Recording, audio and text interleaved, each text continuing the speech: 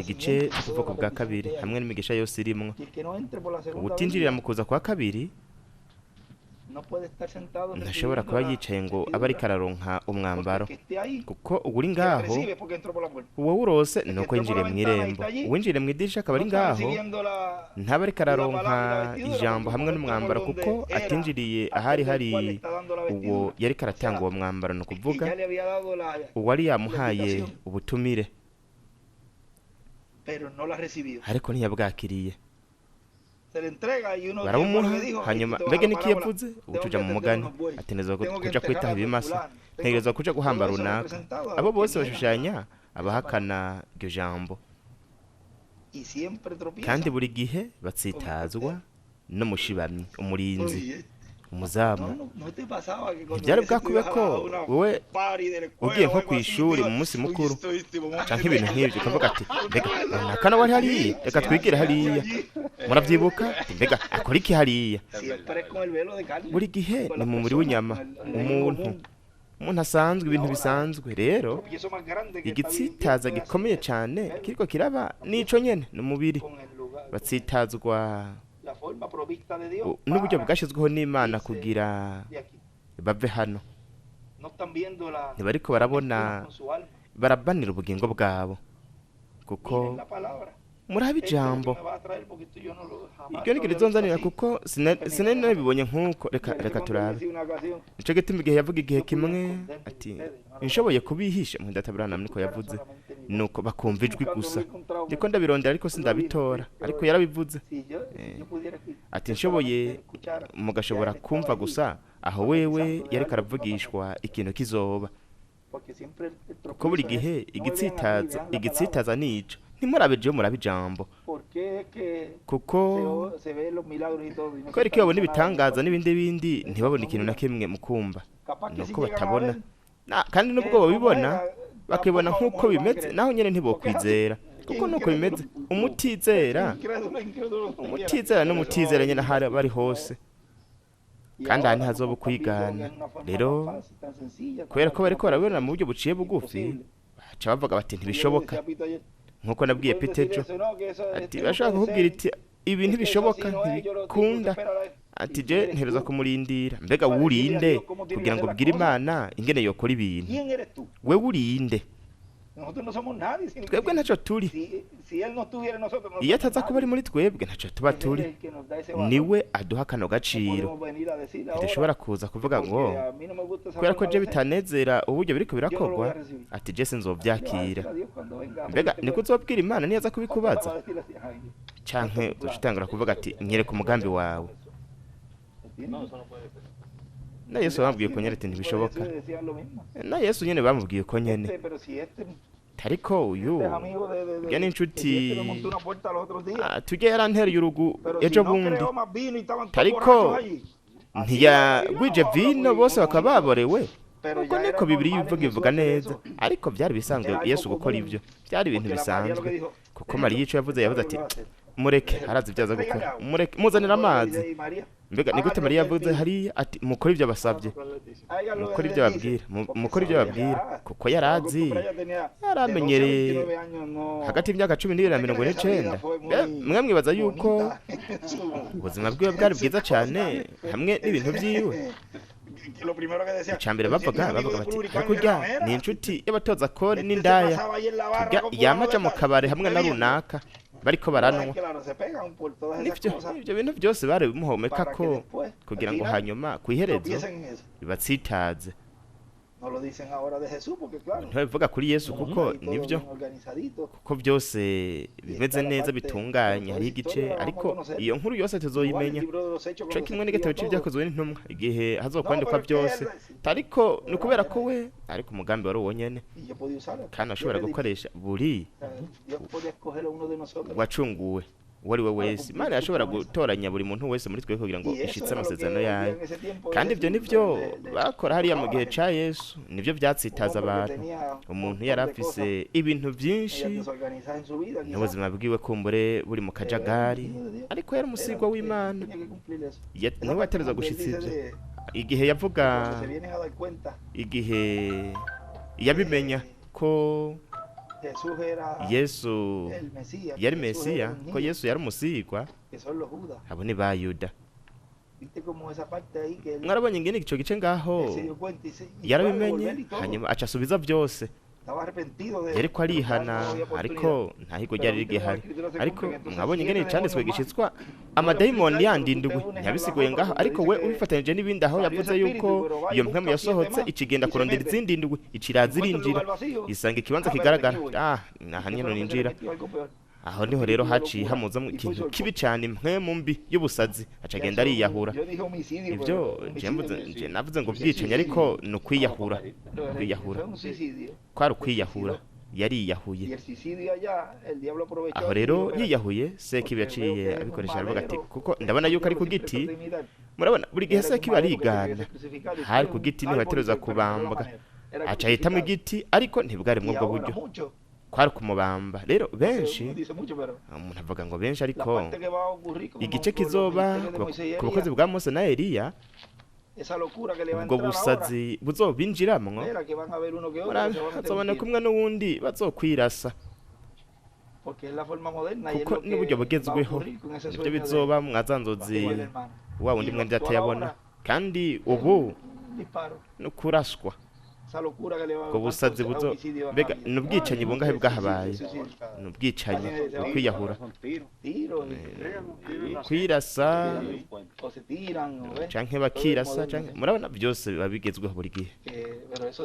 Ariko ivyo vyejo twavuze ibintu byinshi ngaho, umuntu ashobora kugenda bivyaza umusaruro, byose biriko biratangwa n'ingoga, ni nk'umwagazi w'intama, aha buteruza kurya wihuta cane, kuko urupfu ruba rugusugereje, nta na kimwe gisigara utakiriye, utagiye, utacujije. Aho niho igihe umwana yabwira sekuru akamubwira ati, papa, mu by'ukuri amaraso hanze ariyo, yari afise ubumenyi bw'uko urupfu rwariko rurabakora ku birenge. N'abantu nabo nyene ubu amaraso barayasize, byose bimeze neza, habura utwo tuntu gusa, uko guhishurirwa kw'igishimaryango, inzugi, umutima ubugingo, guhishurirwa kuza kwa kabiri. Aho urupfu niyo gwaza, nta na kimwe ruzotugira. Ariko mwibuke ko urupfu rushushanywa na Yorodani, rushushanywa n'akabaro gakomeye, ni ya ntambara ya gatatu y'isi. Riko ruratudigadiga ku birenge, amabombe ruhonyanganda n'ibindi, ariko ntazodukorako. Imana itegerezwa kucidukura ngaho imbere yuko ivyo ari ahantu kiza. Mw'iyo minsi twabivugaho, Mwidata Branham yavuze ko ibombe, imwe mu mabombe Uburusiya bufise yitwa Leta Zunze Ubumwe za Amerika, iyindi nayo yitwa Vatikano. Iyo byose biterezwa kuvugwa,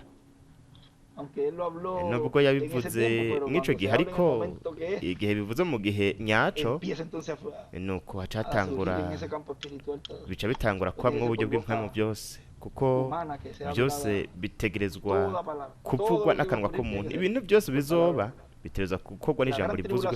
Akaro gakomeye nako nyene kazoshigwaho n'ijambo rivuzwe, nako nyene umuzuko kubw'ijambo rivuzwe.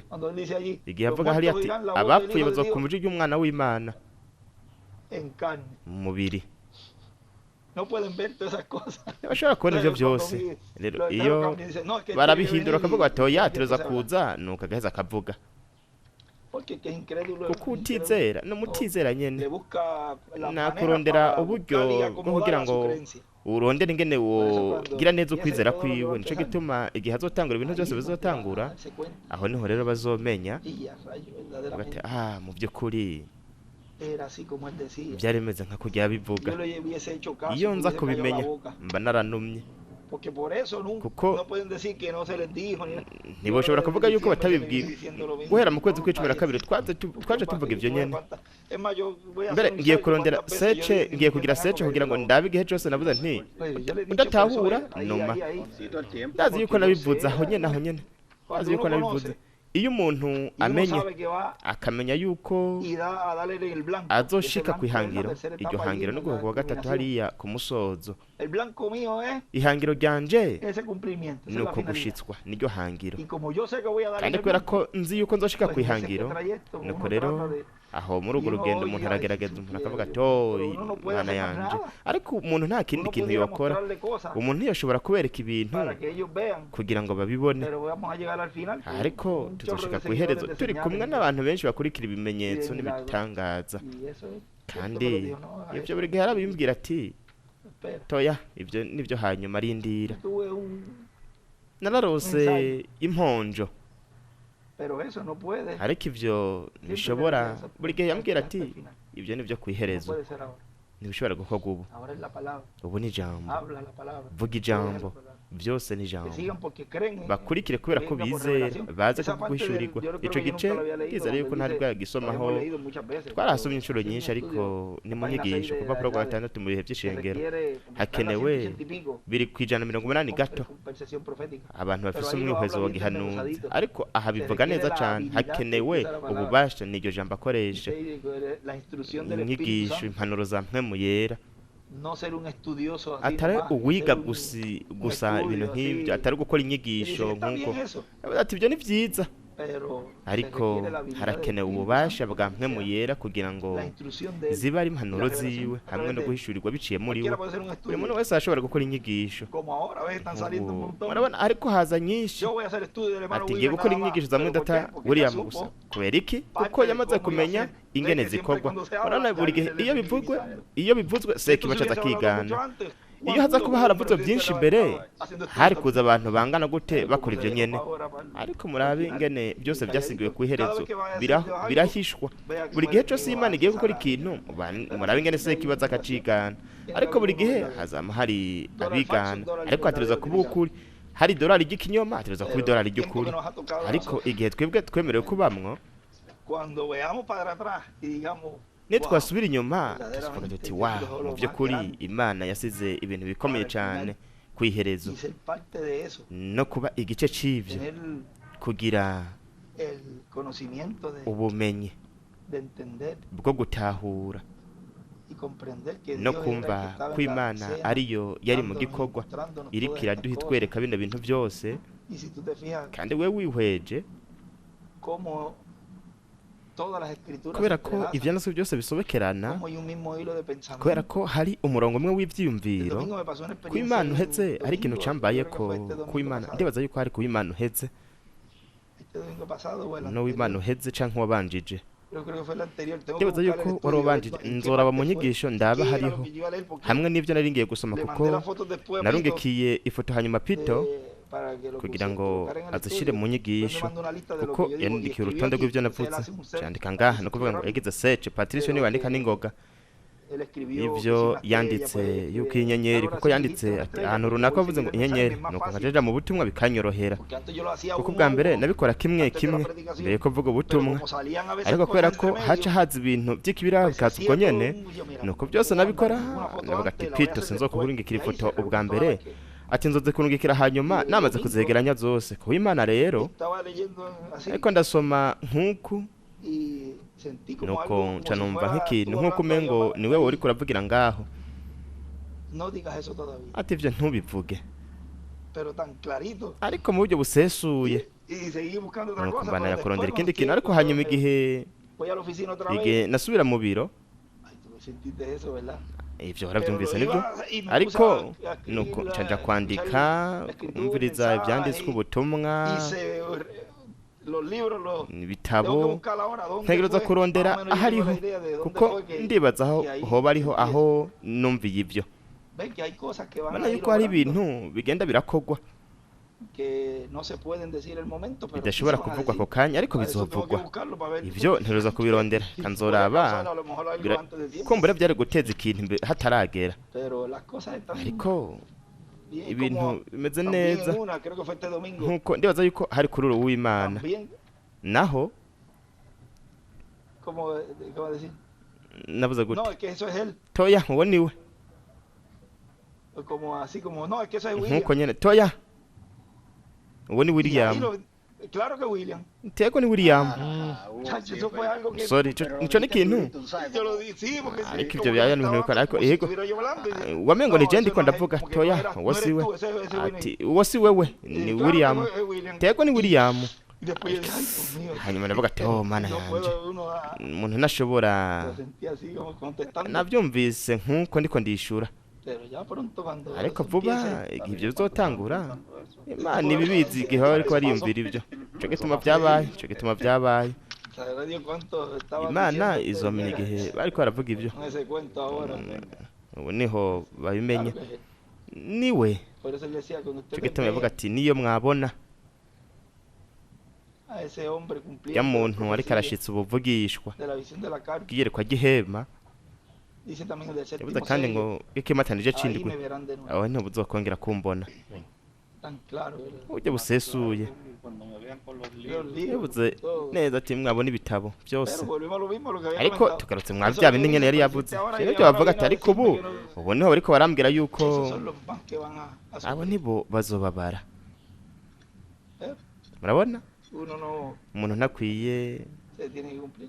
ico gitegerezwa gushitswa ari canditswe umuntu ategerezwa kureka kikaba kigashitswa umuntu ntakingira uwundi muntu Eso no ivyo está bien tampoco. navyo nyene si vyiza mwenda atawuriye mu gihe yagerageza gukingira wabo muntu murazi yuko natwe vyatugize ko ingaruka twebwe natwe nyene vyaradukozeko ciye ndavyibuka ubu nyene Después Pito tiene algo hanyuma detallado allá, pito yo lo estoy urafise guardando. amakuru igihe Porque a mí me pasó algo con narabifashe Mauricio. kuko hari ibintu vyambayeko kuri Yo quería Mauricio meter la mano con él. nagerageje kumukingira Poco me- nahatswe de eso está, todo está, ivyo vyose biri hasta clínicamente está también. n'abaganga nabo nyene kugeza ubwo Porque no puede uno meter la kuko mano. umuntu nakwiye gukingira umuntu n'umwe Ya no se ora. mbega umuntu nk'uwo nta no No, no kumusengera puede uno oya meter la mano. umuntu akwiye kubishiramwo mu kuboko ngo Está en amukingire el tiempo ahora que ubu turi mu gihe cada uno va tomando aho posición umwe wese azofata conforme a la ikibanza actitud que tome a la gihwanye palabra. n'inyifato afata kw'ijambo agira kw'ijambo Ya,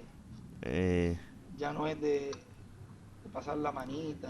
nta vyo kwitambika Ahora es nta vyo como gukingira de umuntu ubu ni nk'intare y la kandi reverencia que se tiene que tener. ukubaha bategerezwa Nada más kugira con eso. bategerezwa kubaha Deben de ivyo tener gusa respeto a la bategerezwa palabra. kubaha ijambo Nada más con eso deben de tener bategerezwa cierta kubaha reverencia, bakagira ukubaha temor. bakagira ugutinya Si en el cielo no hay niba mw'ijuru ata kintu na kimwe kiriko kiranyiganyiga porque está ocurriendo algo, cuánto más atagakakaza nosotros kuko hariko haraba ikintu mbega kangahe cane twebwe hano ariko kubera ko bikorwa mu buryo busanzwe ya se acostumbró a faltar baramenyereye kubura ukubaha no kuvuga nabi runaka na runaka imana yaza gukora naho igual. bakayifata uko nyene Desprecio. Ya es bakayisuzugura algo normal entre ellos. kuko biba ari ibintu bisanzwe hagati muri bo umuntu ategerezwa rero kubaha mu kibanza runaka reka tuvuge ngo habaye ariko ubu biriko biravugwa mu buryo busesuye biriko birasigurwa we ntiwavuga ngo nta na kimwe bambwiye biriko biravugwa binandikwa kandi binafatwa n'amajwi nta n'umwe ashobora kuvuga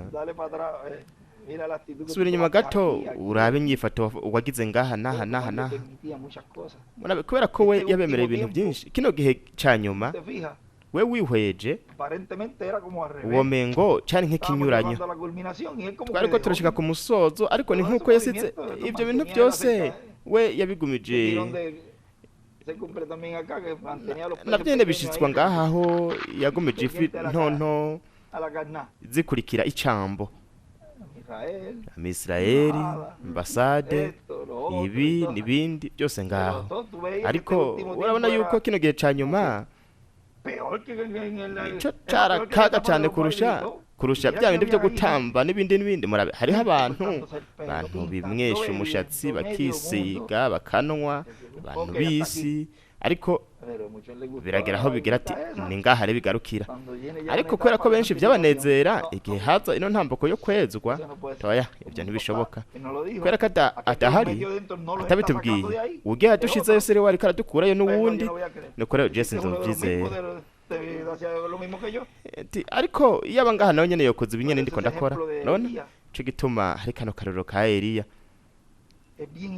karakomeye cyane kuko No pasó eso con Jehú, ivyo ntivyabaye kuri Asael, Yehu Hazayeli Jehú. canke Ellos sí Yehu creyeron.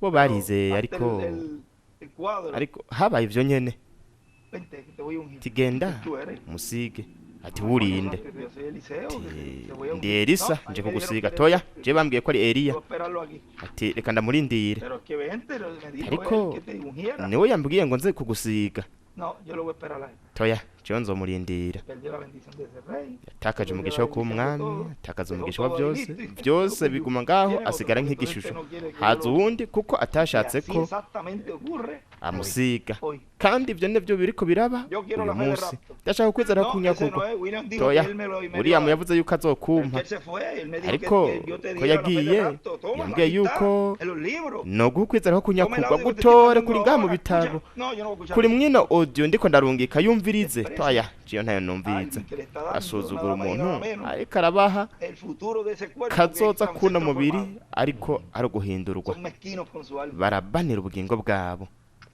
Y todo eso tiene un... kandi ibyo byose una birafise por la Biblia, ¿no? ivyo muri Todo, bibiliya todo, byose hasta el byose más mínimo detalle, refleja. murondera n'akantu na gatoyi Todo lo nako que nyene Dios iba a hacer. gashushanya ivy'Imana Todo, izokora todo. muri iki gihe byose byose Séptimo sello viene desde kimatane el c'indwi Génesis, kiza hermano. uhereye mu itanguriro niko Branham Génesis viene yavuze desde el Génesis. ni ukuvuga ko namba kiza uhereye mu itanguriro Mira eso. murabe Si ivyo el séptimo sello viene namba desde el ikimatane Génesis, c'indwi kiza uhereye mu itanguriro toda manifestación de Dios ukugaragara desde allá kose para acá kw'Imana viene uhereye con hariya una kugeza pizca ubu del séptimo gutegereza sello. kugira akantu k'ikimatanije c'indwi O sea que todo ni viene ukuvuga yuko viene a byose reflejarse. biza bishushanyo Toda la vida de los bifise profetas, ikigereranyo después de ubuzima toda bwose la obra de Dios, bw'abavugishwa viene a abacamanza Porque Dios ibikorwa byose iba Imana a yakoze cumplir byose byashushanya iby'Imana izokora muri iki gihe Ah, esa parte está bien buscarla. icyo gice ni Oye, byiza vaya, kukirondera ayer kuko hablaba de eso. ari ahantu henshi yavuga Porque kuri hay un ibyo montón de escrituras kubera ko hari que ibyanditswe byinshi va aquí, allá, y él busca uja aquí. hariyo Un solo tema na tiene un hariya montón de ramificaciones. icigwa kimwe kiba gifise ibintu byinshi cyane Es como un ni rompecabezas, nka wa pero de- mukino wo kubaka ni de utuntu 1000 piezas, eso es como...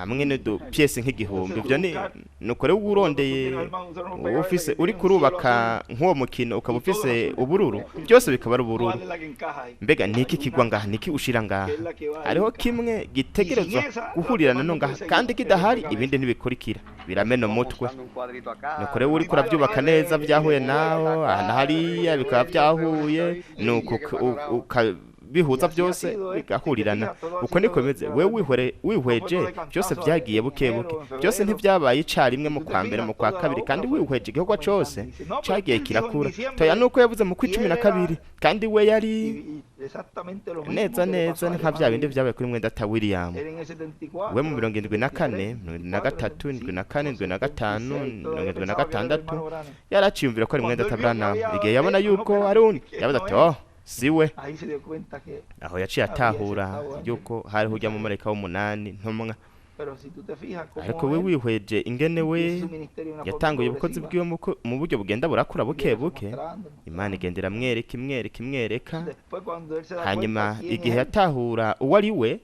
a cumplirlo ya el 2000 akwiye del 2000 nko mu bihumbi bibiri No, 2000. ibihumbi bibiri na kabiri 2000 para adelante, ibihumbi bibiri canke ukabandanya 2012 después, bibiri na cumi na kabiri 2014, hanyuma na bibiri na cumi na kane ya él va wewe uronde identificando, we yagenda ariyerekana y ya al final hanyuma ku iherezo ya se va dando cuenta que yagiye aratahura ko él se va a ir. azogenda Ahora al fin de año voy a dar rero una fecha ku iherezo que ry'umwaka nunca- nzobabwira ya se cumplió el itariki 2022, ntigeze pues ya kuko la puedo decir. n'ababitashikije muri 2022 nuko rero nzobibabwira Ya él iba wewe conociendo que había otro. yagiye aramenya ko hari uwundi Ve que Dios le fue dando ubona yuko control. imana Jesús no yagiye sabía, iramuha imwereka yesu Ni ntabyo el Hijo del yarazi Hombre sabe. n'umwana w'umuntu ntabyo azi Porque fue glorificado y fue hanyuma amaze guhabwa ahí sí ubwiza conocía aho todo. niho yaciye Pero amenya ni byose Jesús ariko sabía cuándo na iba a yesu ser ntiyarazi igihe la restauración del reino, hazobera ukugaruka cuándo ku iba a ser bwami igihe todo lo que hazoba iba a hacer en el ibintu reino de byose Dios, bizoba mu el bwami reino bw'imana milenial y todo eso, mu no ngandi lo y'imyaka sabía. igihumbi ibyo byose ntabyo yarazi Ya, ni el Hijo del Hombre yavuze ngo sabe. n'umwana w'umuntu ntabyo azi Pero cuando él supo quién ariko era, igihe amenya uwo ari we y él era nada más y nada kandi menos we ntiyari uwundi que uretse Gabriel, imagina. gaburiyeli myumvire namwe Parece que él ico gituma muchas cosas él no las habló ibintu byinshi claramente. ntiyabivuze mu buryo Cuando una vez en una busesuye fila Nelly le decía, igihe ku murongo Neri yavuga ngo Benji estábamos hablando kuko de una twari ko gira que turavuga salíamos de turi Perú, ku murongo uva muri Peru y Nelly nos Neri acompañaba y me acuerdo, yaduherekeje y él le decía, ndavyibuka pero ese rero alcalde, ati porque si ariko Miguel es umumarayika Cristo, mukuru tiene namba que tener Mikaeli un ari nombre acá, Kristo y me umumarayika mukuru nawe ategerezwa kugira Nelly, izina Nelly, ngaha pero después, uriya maramubwira ati Neri ibyo nivyo hanyuma porque todo el mundo ya se sospechaba. kuko abantu bose Y ahora barabihwihwisha una confirmación. ubu rero harabaye gushimangirwa murabica nyuma yanditse twari gusomye ejo bundi nari narakibitse El ángel que le apareció al marayika hermano Branham, yiretse data era Branham el Gabriel. yari umumarayika mukuru ¿Y Gabriel por qué no lo dije? kwereka atabivuze Porque era ahora. kuko hari Claro que ubu lo ha dicho él, lo está diciendo él mismo. nibyo ariko arabivuga we nyene Medio nuestro era ariko uwo twari dufise hagati muri twebwe cari ikintu grande. gikomeye cyane Imagínate ese Yumvire. que tiene acceso al libro de la verdad. afise uburenganzira ku gitabo c'vy'ukuri Está delante de la presencia de Dios. Por eso ari cuando mbere yo él kugaragara dijo, kw'Imana "Y nico le gituma igihe enviado de yavuga la ngo presencia narungitse de umva Dios para kugaragara dar kw'Imana esta kugira ngo buena ndabahe nueva". ino Y ahí nkuru se está nziza identificando. aho yariko ariyerekana Se identificó con la iglesia y se yihuje identificó con el n'ishengero pueblo hebreo. yihuza n'ubwoko bw'Aheburayo Trajo esas buenas nuevas. yazanye como se inkuru las trajo nziza a- nk'uko a yayizaniye María. Mariya hariya Pues es que en este tiempo se hizo carne. biba muri iki gihe yigize umubiri Estuvo entre nosotros como yabaye hagati muri un hombre twebwe mortal. nk'umuntu apfa asanzwe Pero lo que ese hombre ariko trajo ico uno muntu yazanye era nada más y nada menos nticari que la ikindi parte uretse importante igice gikomeye cane que iba Dios a cumplir en la ico Imana tercera yari etapa, gushitsa mu bigwa bwa gatatu que era ya la culminación, el ariwo cierre wari del umusozo cumplimiento del séptimo umusozo wo sello, gushitswa kw'ikimatanije en su c'indwi etapa ya final. mu ntambuko ya nyuma Él venía dando a conocer we todo lo que yaje iba a amenyekanisha suceder. ibintu byose bizoba Por eso que él decía ico gituma yavuga ngo que todo, yavuze yuko que byose en él está Jesús, ko en él muri está we Moisés, hariyo en él está Yesu Elías, en el Mose na ángel del Señor Eliya Jesús. muri marayika w'umwami Yesu Kristo Así. ivyo ni uko Claro nyene que sí. bimeze nivyo Pero en su cumplimiento, ariko mu gushitswa kwabyo ¿cómo es? bigenda gute Él te hacía todo un package we byose yabigira ipake en él. muri we Pero se fue, ¿qué pasó? No quedó ariko ahí. urabona ko yagiye byagenze Por gute revelación, aha tienes que no ver kuraba que hariho la venida tiene esa ugushira guteruza fase y etapa kuza que se va kuko cumpliendo. ugushitswa guteruza kugira zino ntambago zitandukanye Imana rero Pensaba que lo yihishije tenías ngaha ahí con él. Ay, yumvira ngo abifise byose ngaho muri we ¿cuántas veces me decía uwo que si lo we intentaron ico gituma matar akenshi yavuga yuko en bashatse Brasil, en kumwica muri Venezuela? Brezil muri Venezuela y no, él terminó, nuko birarangira ntibishoboka pero ya al final estaba ariko ya ku iherezo medio bari hariya sospechando bastante. Mira, bariko yo, barahwihwisha ¿sabes? cyane ariko Imana puf icira mujana Ya le decían que ese hombre tiene algo divino, aravuga bati buri gihe urya muntu afise ikintu c'Imana kandi nivyo pero ya podían hasta ariko adorarlo, bari ya gushobora no podían- kumusenga algo podía ari ikintu ocurrir o cyari kuba eliminarlo canke y se podía cumplir bakamwica entonces antes de nuko tiempo agashobora lo que se gushitswa va a cumplir después hataragera ivyari con gushitswa los hanyuma ministerios. ibijanye n'ubukozi O sea que no ni ukuvuga yuko permitió Dios eso. Imana itemeye Tenía que ivyo irse porque yategereza kugenda Moisés kuko puso el tipo allí. Mose yarashizeho urugero hariya Moisés era para ver Mose a la niwe tierra prometida. Mose yari kwinjira mu gihugu c'isezerano Josué y Caleb, no ari era kumwe que na ellos no Yosuwa iban a- na Kalebu si iban uko a ser bo sus ayudantes como bari siempre. kwamara bafasha biwe nk'uko bamye Eso. ariko mu gukora No ivyo entra, ntiyinjiye pero tenía ya Josué ariko preparado. yari yarateguye Yosuwa Y si te fijas, era el kandi we único wihweje niwe que wenyene estaba siempre buri gihe yama ari mu ntango z'umusozi mwedata Branham yavuze ngo hagati na a los hagati pies, a la mitad. si ku ntango ni hagati na Los demás hagati estaban abajo. abandi bari bari El único que llegó a estar hepfo hasta allí, niwe wenyene yashika ngaho Josué. Yosuwa ¿Por qué? kubera iki Porque él le permitió a él. kubera iki we yavyemerewe mu by'ukuri Yosuwa Por aquí, reka ndabe namba ngaha ntushobora kubona esas cosas no se hablan, pero bino bintu ntibivugwa ariko posiblemente él vio muchas mu cosas. by'ukuri yarabonye ibintu byinshi Cuando iba bajando platicando kandi igihe yariko con él, aramanuka dice que ayaga iba nawe platicando y decía, ¿qué es murabona todo igihe ese bariko alboroto? barayaga Josué akamubaza ati que le dijo, ubugwamo ni ugwiki él Yosuwa tenía aramubwira ati parte de yari afise lo que igice estaba en el pueblo, c'ivyariko pero biraba mu también bantu ariko sabía que kandi estaba haciendo Moisés yari azi arriba. n'ivyo Mose yariko arakora hejuru Y él lo entra.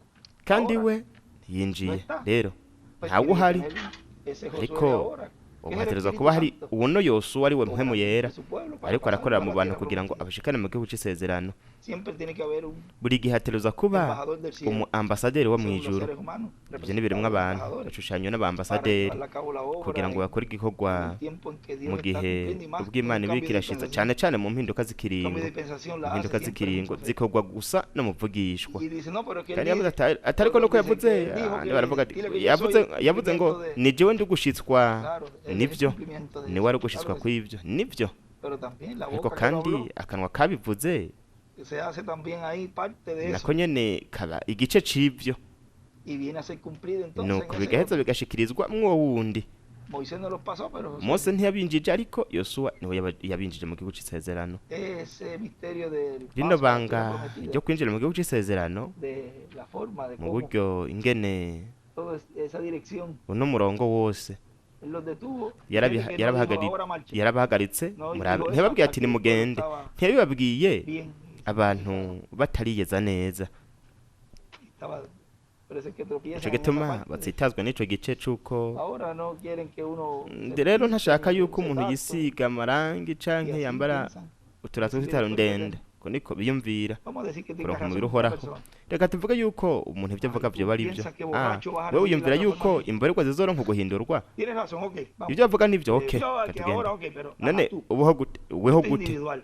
kuko n'umuntu ku giti No, ciwe. tú mujer, que We sabes mugore, que no te puedes cortar urazi el yuko pelo, udashobora y lo sigues kwimwesha haciendo. umushatsi ukabandanya ubikora, O te pintas con la canke esto y ukisiga cosas así, amarangi todas, na usas tacos biriya de punta. ukambara Así vas uturato a tw'itaro entrar. ndende, uko niko uzokwinjira. Nada más si la persona se pone a internalizarse. Gusa ella nko mu misma. gihe umuntu yoba ariko arimenyereza wenyene ubwiwe.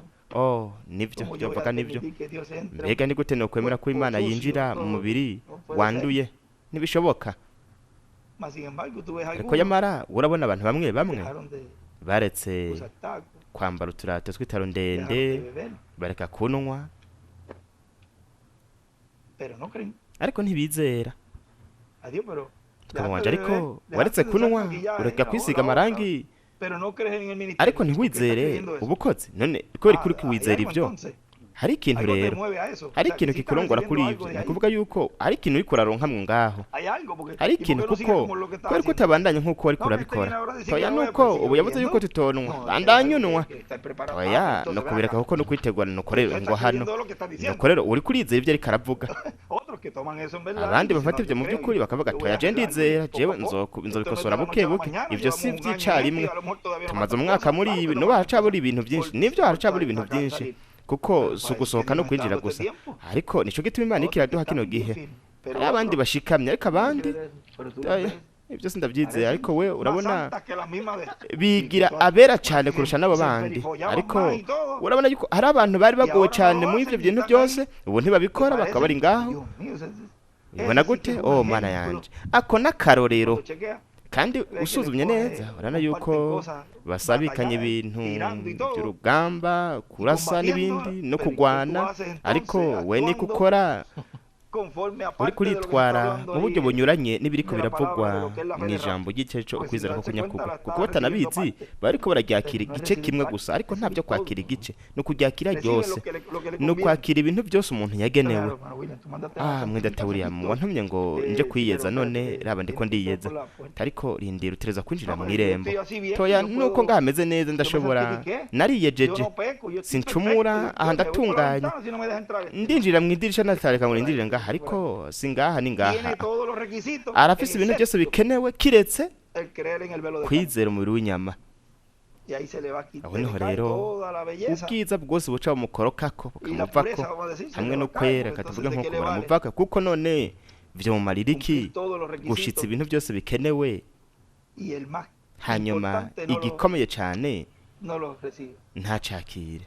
No pasó eso con el ladrón. Ivyo sivyo vyabaye kwa cagisuma ku musaraba. Llegó hasta el final con todos sus Yageze no problemas y todo kwiherezo allí. afise ibibazo Lo que vyiwe ellos dieron byose fue la byose fe. ariko icambere yavuze ati uze kunyibuka mu bwami Creyó en bwawe. quién? Murabona yizeye nde? Creyó en la Yizeye manifestación de Dios, el kugaragara cumplimiento de kw'Imana la venida. hamwe no gushitswa ko kuza kwa O sea, mbere. creyó Ni en kuvuga ngo él al último yaramwizeye momento y entró mu kanya raspando. kanyuma Vamos a aca decir, yinjira ella iba a morir. yikwiga katuvuge La última nkuko oportunidad que kuko tenía era yari gupfa iryo ryari ihigwa rya nyuma yarafise ngaho ariko yinjiriye mu irembo. el que esté ya el Uko último niko que rero ya tiene esa uri enfermedad, ku porque kanyuma muchos de los afise vicios y iyo todas esas cosas ino son ndwara enfermedades. kuko byinshi última hora, mu biyayuramutwe yo dejo esto y izi dejo esto y ndwara dejo esto, pero ku isaha ¿qué? ya nyuma avuga En el ati enviado. naretse ibi n'ibi n'ibi n'ibi n'ibi ariko Ala ndizera fe. uwatumwe uwo muntu azoca agenda Y neza hay neza mu algo ahí, buzima porque posiblemente lleguen kandi primero. aho kuko abo llegó nibo primero baza que gushika ubwa llegue mbere Jesús. kuko niwe yabanje Jesús tuvo que ir gushika al imbere ya infierno. Yesu. Yesu byabaye ngombwa ko aca ikuzimu. Que de seguro muchos Mu llegarán by'ukuri primero allá, benshi todavía bazoshika los ubwa mbere ministerios hariya estén acá, ubukozi bukiri ngaha predicándole. buriko buravuga ubutumwa iyo minsi. Ayaya byiza uriko urabona ibintu byinshi ngaho uriko urafata amajwi bimpe kuko ariho utundi tuntu umuntu ashobora kugenda aragura kuko bya bindi byaba kuri Yesu nyene mwiyumvire ako kanyuma bya bindi byaba kuri Yesu we ntiyashitse hariya niwe yabanje gushika ndakuvuga yuko mwiyo minsi hariho ubukozi kozi mu by'ukuri aho baza barindiriwe kuko niko byambiwe mu munsi mukuru umuntu akaba yiteguye yicaye arindiriye yuko hashika umutumire ngo agaragare byose mu by'ukuri hari ikintu bizokora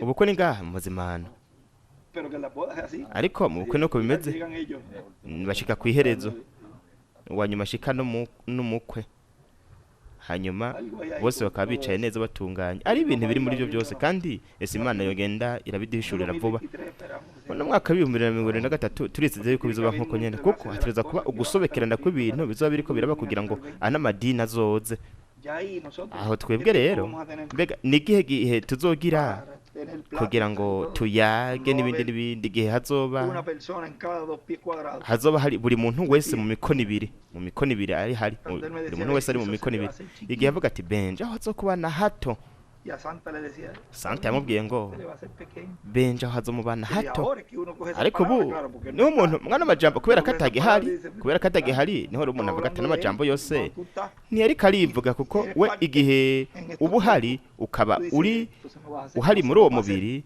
ntiwavuga ngo hazomubana ahubwo wavuga ati hazotubana hato ariko uzi ko uzogenda ni wisuganye ariko ndazi yuko ajya amatangisa azokubana make murabona yari karabivuga yuko kandi nta gihe kizoba gihari kugira ngo tuyage nk'uko we wihweje nyuma yuko hatanguye murabe kikindi igihe Yesu yamanuka ava ku musozi wo guhendererwa ko yerekeza i Yerusalemu murabona yuko hanyuma yaho byinshi mu bintu byabaye ni kwari kugira ngo babe mu kiyago nko muri Matayo 13 nk'akarorero ati dusigurire umugani w'ugwafu byose byari ibintu by'ubuvugishwa byabaye cyane igihe yaje Yerusalemu aho hariho isinzi Hosiyana abandi anariya nta mwanya wari uhari wo kuyaga ni kuvuga yuko hazogera igihe ubwo natwe tutazogira igihe tutazogira umwanya wo kugira inyigisho nk'izi hariya ahubwo tuzoba turiko turafasha bazoza nibyo tuzoba turi ariko tuzoba dufise ukwizera ku rwego rwo hejuru cyane kugeza ico gihe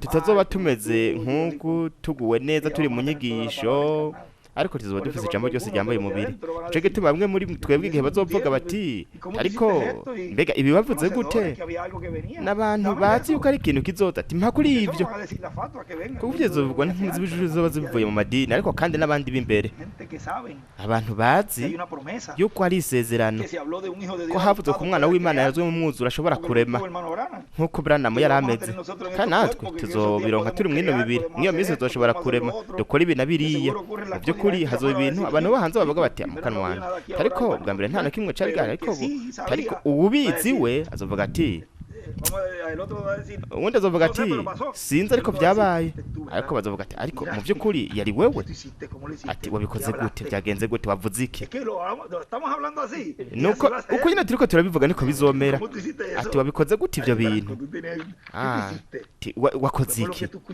ati niki wumvise wabibonye mu gitabo ikihe ntabyo bona sinshobora kubiguha genda birondere sinshobora kubiguha jewe sinshobora kuguha ivyanje kuko nosigara cyacu afite yawe murabona byose bizoba ibintu nk'ivyo bintu bisanzwe mbega n'igihe kingana gute zomara ngaho ya twebwe umuryango gufasha mu bintu bisanzwe 200 abantu nk'400 katavuge nk'uko ngaho bazoba bari muri ico gihe basigaye bariko bafasha abantu 50,000 ahuzuye impande zose abantu hariho hose ntituzoronka n'umwanya nk'udufise ubu cyo gituma we ubona yuko ibyo byose tubikoresha neza kandi igihe byose bizotangura tuzoba dufise ngaha iri jambo rirashizwe ngaha igihe yavuga ngo ni ukwirukankana igihe bizoza nico gihe reka avuga ku mafarasi mikogote n'ibindi igihe yavuga kuri Roma avuga kuri Roma foboye ubu rero hariko haraba ikintu kandi urabona yuko umuntu avuze ikintu ejo canke kuwa munsi nyene abantu bose baba bafise audio ariko mu minsi mike bikaba byanditswe bariko barasiganwa n'ikintu hari ikintu kiriko kirihuta ikangura hari ikintu kiriko kiraba hari ikintu kiriko kiratuma haba rino kangura mu bantu nibyo kandi urabona yuko ari ikintu gihari mbega niki kiriko kiratuma ibyo ariko ahantu runaka hari umuntu ashobora kwatsa umuco hari umuntu ashobora kuzana umuco guhishurirwa kw'ibyo abantu bakeneye ico gituma ari kwihuta cyane kugira ngo ntihagire umuntu abahagarika kuko seki baravuga ati rindira namba ibi bizobaho kwizeraho kunyakugwa kugira ngo bagende oya ico shaka nuko basigara mu kahoro gakomeye ico shaka no kubakwegera mu bwami bwiwe urabona rindira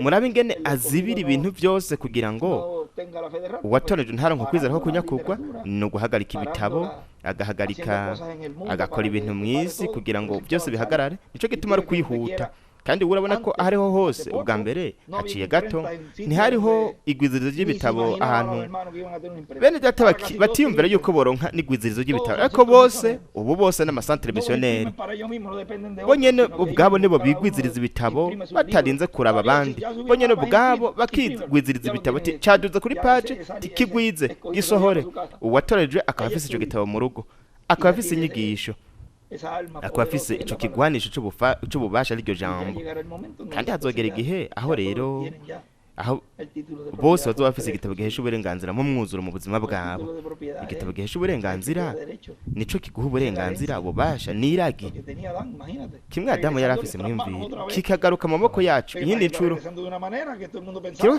kiriko kiragaruka mu buryo atamuntu n'umwe yavyibaza ariko hagaruka igitabo gihesha uburenganzira kiriko kiratangwa kiri ku meza byose iyo mano yanyegejwe yige toye ivyo je ntavyo nshaka banka iragi oya byo ico gituma rero hazoza amarira kujyanisa z'amenyo kuko bari bazi icari kigiye kuza bari bazi icivyo byasobanura bari bazi byose ariko uburyo bwashizweho n'Imana ntibashatse kubwakira kandi kubera ko ivyo atari kugira ngo hagire umuntu n'umwe amenya ingene bizomera nta numwe yanavyibaza ndetse yaba na mwenda atamigere Bermudas Marine ariko yamara murabe ingene we ishize mu biganza vy'Imana niki yavuze ati mwamenye yereke kandi Imana yaramwunguye ubwenge yarazi yuko azobona kuko wenyene bwiwe yaravuze ati yarambwiye ko muri kumwe na Miguel atakibazo muzogira yarazi yuko ari ikintu murabe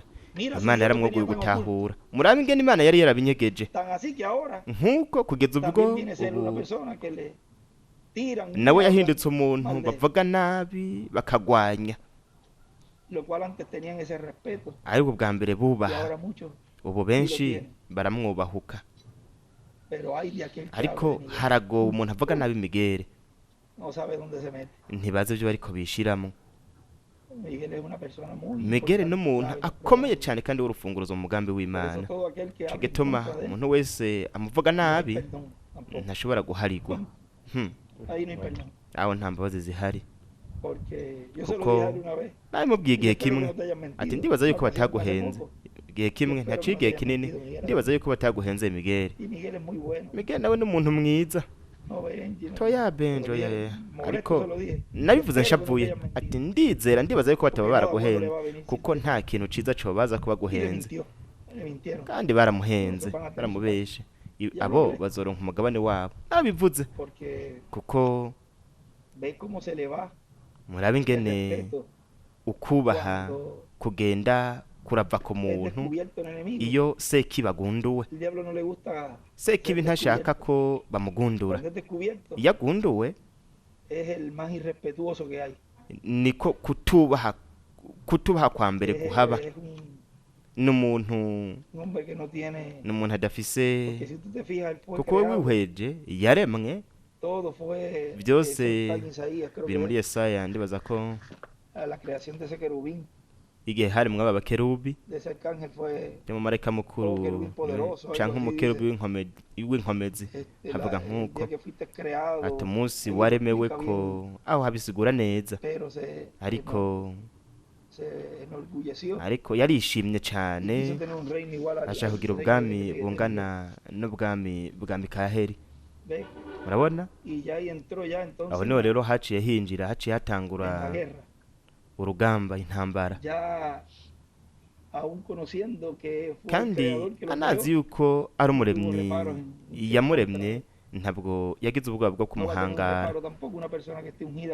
N'umuntu nawe nyene asizwe n'impwemu ya Sekibi, nawe nyene ntazogira ubwoba bwo guhangara umuntu, kandi bizomugendekera uko nyene, kuko basangiye se. Mwe murabaso wa mugwanizi. Uko niko rero bimeze ku bantu badaha agaciro, ataco babwira kuvuga umuntu nabi, cyane cyane umukozi w'Imana canke Migere bakamuvuga nabi. Izo ni impwemu za Sekibi, kuko ntishobora kuba impwemu y'Imana. Umuntu wese avuga nabi mwene se, uwo ntashobora kuba ari impwemu w'Imana. Impwemu y'Imana ntishobora kuganza mu muntu avuga nabi. Ni kuvuga yuko nabo biyumvira yuko bameze neza, bakavuga ko ari bibi, ibintu bavuga bikagwanya. Impwemu w'Imana yoba ari ngaho? Oya, ntashobora kuba ngaho impwemu w'Imana. Iciza umuntu yo kwinumira, ariko ibintu bizoba biriko biraba hanyuma kuzoba ari gushigirwa nta kw'ibi bintu byose twagiye turabona muri kano gahe kagufi ako tumazemwo umwaka 25 hazoba kuyo mwaka uhereye 25 zo ku 12 kuimana nivyo umwaka w'irikanguro rikomeye. Hazoza ikanguro, ubutumwa bugufi buzokwira isi yose. Uko niko bivugwa nk'uko mu gitabo c'imirongo.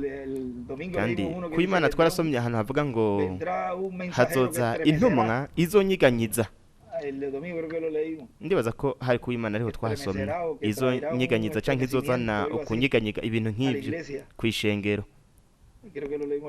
Ndibaza ko twasomye ko w'Imana, kandi we ntiwabonye yuko habaye ukunyiganyiga, kandi kwakozwe n'ijambo.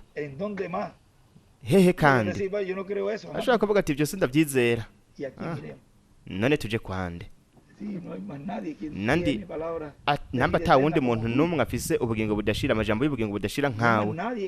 Nta wundi muntu numwe ariko arazana ukwizera ko kunyakugwa. Murondere ariho hose inde, nta wundi ahari. Rindira naba ta wundi ahari, reka ndabe mw'ihema nihari. Nigiki kiriko kiravugwa ngaho? Hari ikintu gihari gitandukanye nk'uko byahora bivugwa. Ubu si video gusa, ni video n'ikindi kintu n'inyigisho. Rindira gato, hari ikindi kintu. Mubiri w'inyama akomeye uni sawa, ariko ndazi ubuzima bwiwe urya, ariko ico ariko arazana ni ijambo ry'Imana. Ariko riranshika ko hano ngiye gukora ikintu, ngiye guhumuriza amaso kugira ngo ntaba ari we mbona, ariko ngiye kugura amaso yo mu buryo bw'impwemu kugira ngo ndabice ariko arakora. Sawa, uba winjiriye mw'irembo, hanyuma uzogenda urahishirwa buke buke, kuko Imana izogendera kungura ubwenge. Hanyuma no mu buryo bugaragara uzoshobora kuvuga uti atubu ndakubona neza, atubu ndabona uwuriwe, ndazi uwuriwe. Hanyuma ntuzogira inzitizi nka bya bindi byaba kuri Natanayeli yamuvuze nabi, kuko icambere yabwiye Filipo ati mbega Nazareti hova ikintu ciza. Urabona, ariko igihe yamubona Yesu aho yarazi uwo ari we, ati ukiri munsi y'umusukoni nakubona. Nuko nawe acaramwishura. Mbega niki yamubwiye?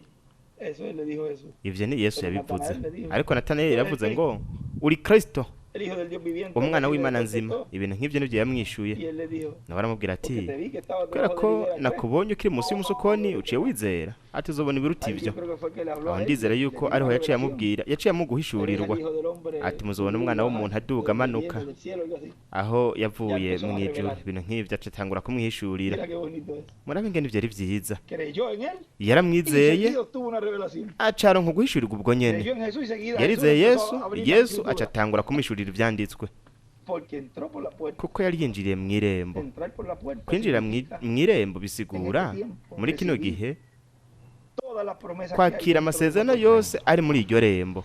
la fe de rapto, Kwizera ko kunyakugwa esos 30-40 kamisi días, 30 iri hagati ya 30 na 40, ukunyakugwa kuragwa mu mwuzuro, guhindurwa imisi 30 na 40, ukwizera ko kunyakugwa, ukuduzwa no kuvuga ngo ukunyakugwa, amazimano, kuduzwa. todos esos eventos que vamos Ibyo a bintu estar byose viviendo, tuzoba turiko venir, llegar a la turabamo, tierra, reinar, kugaruka ku isi, kuganza, kugira ukwezi kwa buki, estar en el juicio final, kuba mu rubanza rwa estar en nyuma, esa nueva Jerusalén, kuba muri viendo su vida, Yerusalemu cómo va a subir mushasha, de la tierra, tuyibona iduga ingene izokwiburuka mu isi. Ibyo byose nabyo nyene tuzobimenya ingene ya eso está construido. iyi iriko irubakwa, si nko mu kimpumbi aho hazobandanya kubakwa ibintu.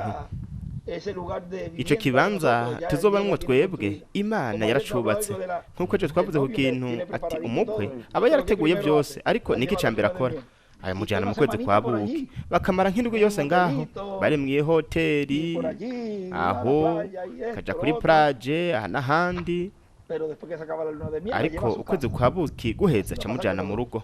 Natwe nuko nyene bizogenda, tuzoba mu kimpumbi mu kwezi kwa buki, aho siho mu rugo, ni ahantu tuzoca gusa mw'iyo misi, hanyuma tuzoca tuja mu rugo muri ico gisagara gikomeye, kandi aho tuzoca twinjira mu bihe bidashira.